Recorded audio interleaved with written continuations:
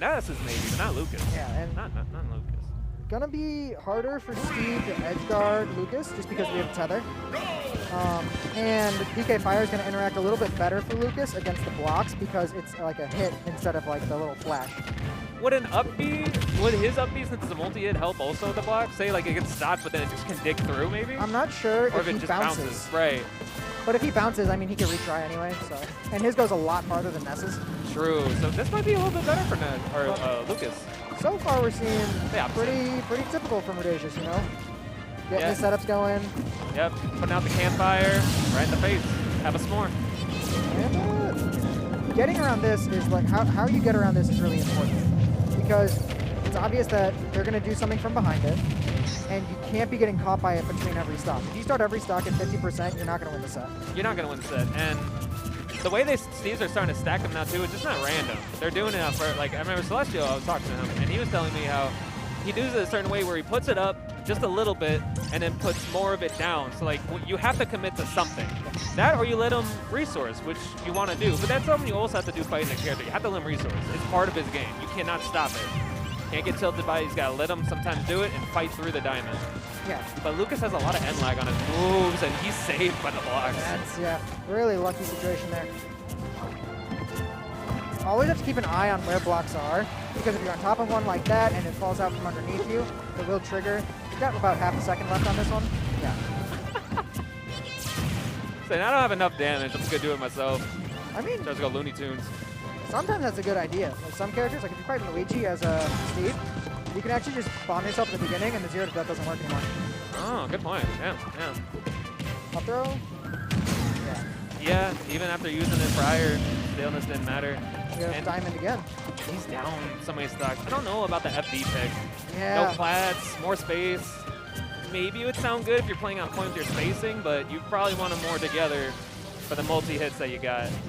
And it's kind of hard to get anything going against like this kind of situation as Lucas, because if Lucas's moves that hit below him are multi-hits and they're not very strong, so if you're not dealing like major damage fast off the stage, then when he takes a vertical recovery, there's not a lot you can do about it.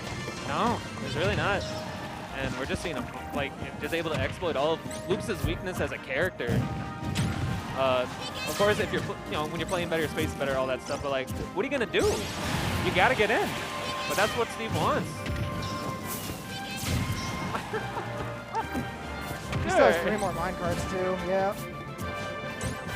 Like he's just starting to get really creative with it. There you go. Okay. Even destroyed the bot. It'll be good against up B, but that's probably not going to work if like the horizontal angle is taken somewhere he can like maneuver over Lucas. Up smash? Oh. Yeah, the air dodge he might have got out away from it. Kind of a bold move, but honestly, Vice coming back in this set. Well, you know, I like it. Third stock was much better than the first two, but just a little too late, you know? Starting to pick up the matchup, I feel like, yeah. getting kind of used to it, even though the beating was already done. Especially against Steve, if they're ahead so much, what you get, that's where it's like Sonic almost. They're like, they have like a power up. Like, oh, sweet. I can really have some fun. I'm up a bit. You're getting frustrated because you can't get in on them. There's so much. Like when Steve eats that meat as the taunt, like he's just doing that, but in your head, he's like, Oh, you can hear it. That's why I don't play with game audio. If I had to hear that every time, I would. For real, I will tune that out. No way. But small battlefield, I like it. Still has some space to work with, like he originally wanted, but now you have the platforms. So that PK Fire triggers on cart, but not on blocks. So I think it will. If he PK Fires and it collides with the cart, it will hit Steve out. But if Steve puts up like a wall, Luke is gonna have a hard time getting around it. Wait, it triggered on that block. Why did it not trigger on the block earlier? I think it was slightly broken. Like it started to break and then it did it, but a fresh one maybe like right when you throw it when he makes it won't work. It's weird. I think the hardest part of fighting Steve sometimes is like you think you understand it, and then you try it and it just doesn't work. Right, you're in game 2 like more confident than ever. Like, oh, I got this Steve right down. Nope. Here's page 2. Do you think Snake would help more if you just start canceling it since it's so lagless? You know, like when Lucas will pop up, be like Snake, Snake, Snake, grab. Oh yeah, there's the double jump cancel. Yeah. Do you think that will come in handy, or do you think actual beat it out? It is true. If like you can hit the timing every time, it's just difficult. And against a character that's gonna like really set up on ledge, it could be kind of scary. Up tilts, yeah. Should have aired. 3 of those and it's poking. That is crazy. There you go. Trying to freeze Steve. Yeah, we got the tilts. Kind of seeing it's a little better than game 1, but kind of heading in the same direction. I think up throw would have killed, right? From the platform? I don't know how heavy Steve is. He's so pretty heavy. I'm not sure. Not too sure what Minecraft people are made of, but he's pretty heavy for like what he is. I like the approach to like the little blocks. Just like tap it and then back away because you know Redacious wants to do something out of it. A throw here should kill though, yeah. Especially with the rage, yeah. There. Grab for down smash maybe? Yeah. Okay, I like how he just like, I don't know what to do, so I'm gonna back off. Back up, throw something. Right. Make yourself as safe as you can. Because you can't just throw stuff out with Lucas. It's not that type of character. And even if it was, Steve's gonna be able to punish it, but nice use of the dome right there with the up air. Yeah, the conversion, he had too much rage and too much % on Steve to get like a down tilt grab. So kind of just remixing it on the fly. Oh, okay, wait a minute. Wait a minute! Good down smash. Oh, really good recovery to delay it.